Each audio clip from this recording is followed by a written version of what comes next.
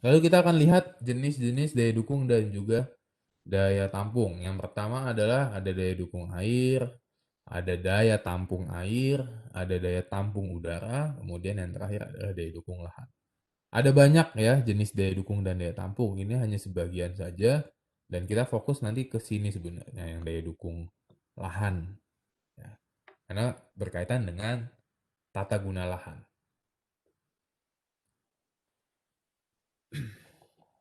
Oh, ini ada contoh lain ya, daya dukung lahan berbasis ketersediaan RTH. Ini juga bisa kita gunakan.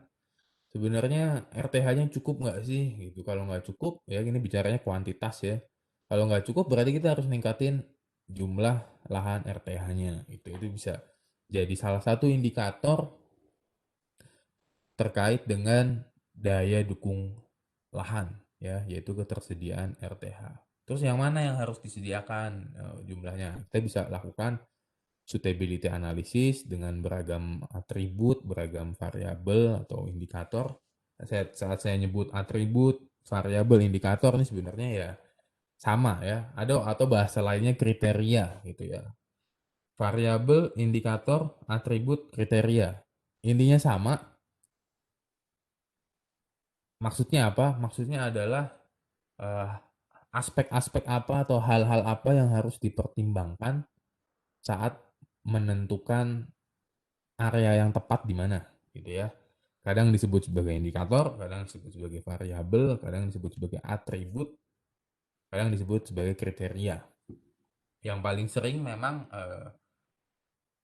yang digunakan yaitu atribut atau kriteria. Makanya ada istilah spasial multi kriteria analisis. Dan dalam planning, dalam spatial planning, dia harus multi kriteria. Ya, artinya kriterianya harus lebih dari satu. Gitu. Nah, ini kalau konteksnya RTH tadi, di mana sih RTH yang bisa kita kembangkan? Nah, kita harus menyusun kriterianya dulu atau menyusun atributnya, gitu ya. Pertimbangannya apa untuk membuat RTH baru? Misalnya, oh lokasinya harus yang lahan publik. Oke, kriteria pertama, lokasi di lahan publik. Berarti kita harus punya data lahan-lahan, status lahan ya, lahan publik dan lain sebagainya. Kriteria kedua, oh RTH-nya harus deket jalan nih, biar bisa mengurangi polusi. Oke, berarti kita harus punya data jalan, jaringan jalan, nanti di buffer dan lain sebagainya, analisisnya terserah. Kriteria kedua, lokasinya dekat dengan jalan. Kriteria ketiga apa misalnya? Oh, penduduknya harus yang padat. Berarti kita harus punya data kepadatan penduduk, paling tidak per kelurahan atau per kecamatan. Kriteria keempat apa?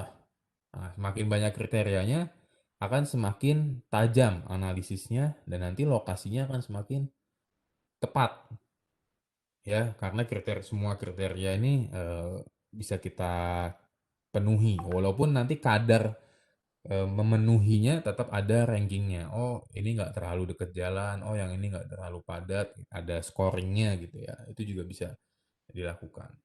Ya, tapi paling tidak ada 4 kriteria tadi yang kita gunakan dalam menentukan area RTH yang akan kita kembangkan, kita tanami pohon dan lain sebagainya. Itu ada di mana saja.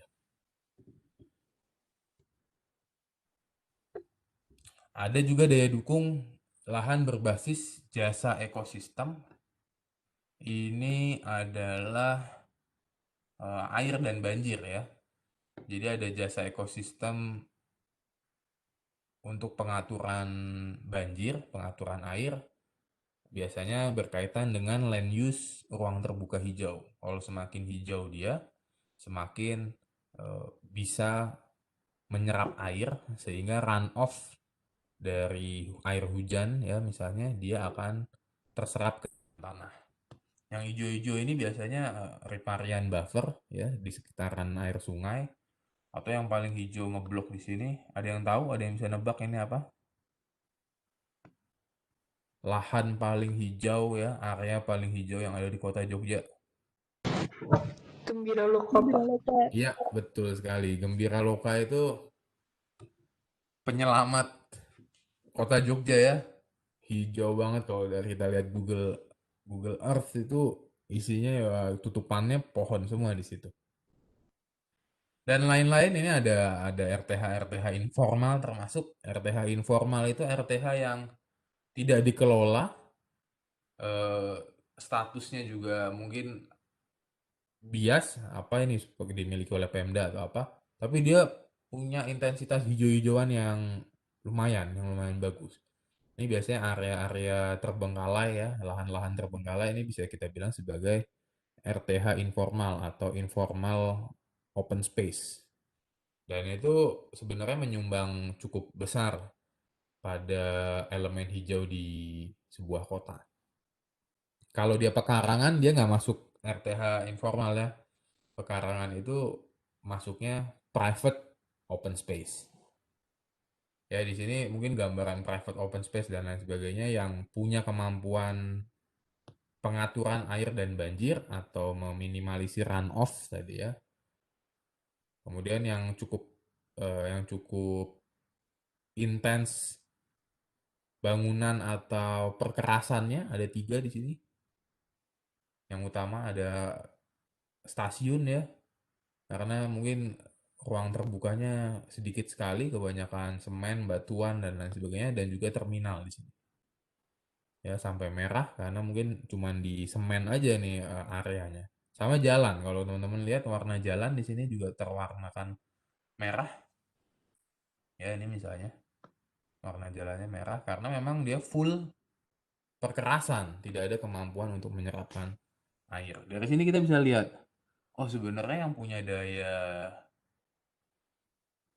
dukung ya, daya dukung memiliki kemampuan untuk menyerap air lebih besar, berapa liter air yang bisa atau mampu diserapkan itu yang area mana? Pastinya area yang hijau-hijauan.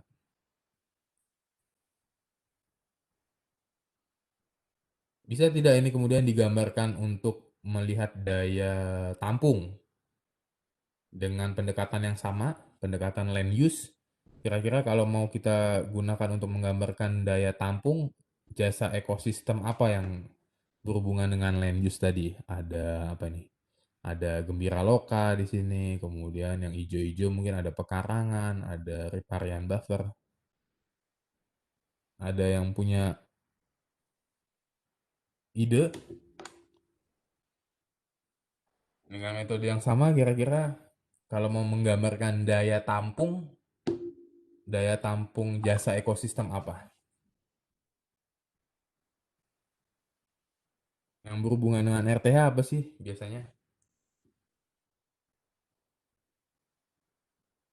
lahan lahan hijau Pak, apa Lahan tutupan hijau. hijau. Nah, berarti kalau berhubungan dengan daya tampung atau kualitas, lahan hijau itu berkaitan dengan apa? Kualitas udara. Kualitas udara, ya. Jadi kita juga bisa menggambarkan peta yang hampir sama, seperti ini.